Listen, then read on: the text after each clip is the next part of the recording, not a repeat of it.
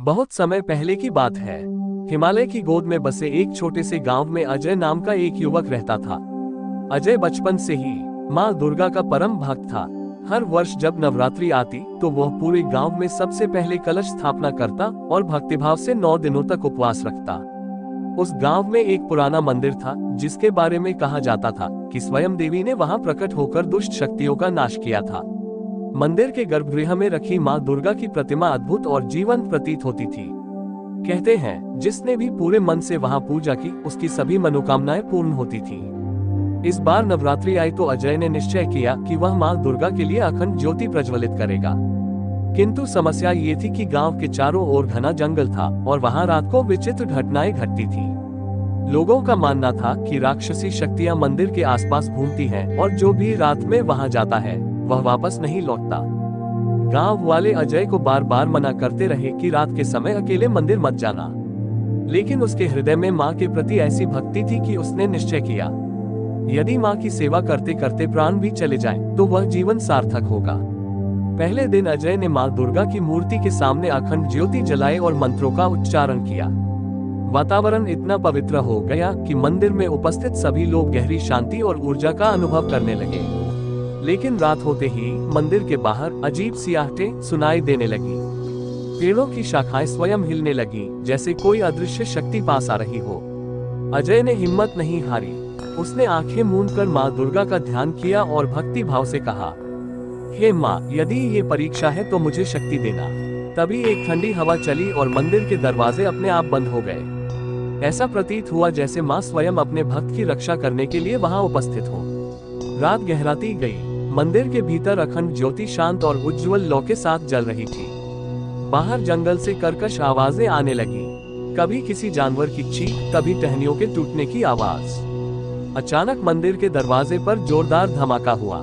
ऐसा लगा मानो कोई अदृश्य शक्ति भीतर प्रवेश करना चाहती हो। अजय ने दीपक की लौ की ओर देखा और मंत्रोच्चारण शुरू कर दिया। या देवी सर्वभूतेषु शक्ति रूपेण संस्थिता। मंत्रों की ध्वनि के साथ ही वातावरण बदलने लगा, परंतु तभी एक काले धुएं जैसा आकार मंदिर के भीतर प्रवेश कर गया। उसका चेहरा विकृत था और आंखें अंगारे सी लाल।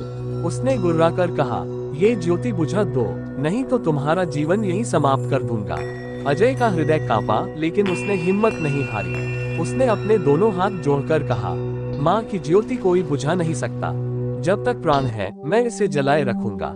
वह दुष्ट प्रेत आगे बढ़ा और दीपक को बुझाने ही वाला था कि अचानक मंदिर की प्रतिमा से तेज प्रकाश फूटा। माँ दुर्गा का स्वर गूंजा, हे दुष्ट, यह मेरा भक्त है। जो इसकी आस्था को चुनौती देगा उसका अंत निश्चित है। प्रकाश की एक किरण सीधी उस प्रेत पर पड़ी और वह तड़पकर राख बन गया। पूरे मंदिर में दिव्य सुगंध फैल गई।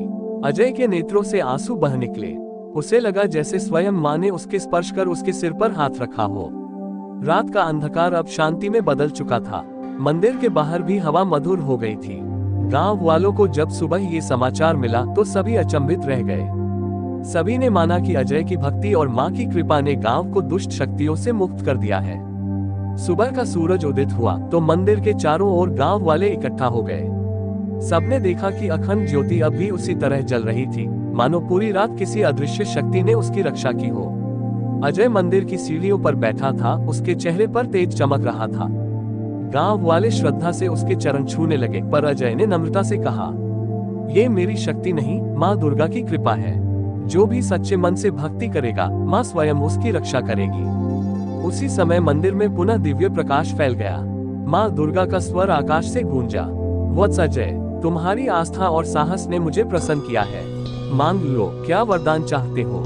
अजय ने हाथ जोड़कर कहा, हे माँ, यदि कुछ देना ही चाहती हैं तो इतना वरदान दीजिए कि मेरे गांव के लोग सदैव सुखी रहें, किसी को भूख प्यास या भय न सताए। देवी का स्वर और भी मधुर हो गया, तथास्तु, तुम्हारे गांव में कभी अन्न और जल की कमी नहीं होगी और जो भी यहाँ आकर सच्चे मन से मेरी पूजा करेगा उसकी सभी मनोकामनाएं पूर्ण होंगी। इतना कहकर दिव्य प्रकाश धीरे धीरे लुप्त हो गया। मंदिर का वातावरण पहले से भी अधिक पवित्र हो उठा। उस दिन से वह गांव समृद्ध हो गया। लोग नवरात्रि पर विशेष भव्य उत्सव मनाने लगे और अजय का नाम गांव के इतिहास में मां दुर्गा के सच्चे भक्त के रूप में अंकित हो गया। इस तरह ये कथा समाप्त होती है, जिसमें मां दुर्गा की भक्ति, साहस और सच्चे हृदय की शक्ति प्रकट होती है। आज की कहानी समाप्त हुई। ऐसी ही रोचक कहानियों को सुनने के लिए वीडियो को लाइक, शेयर और चैनल को सब्सक्राइब जरूर करें।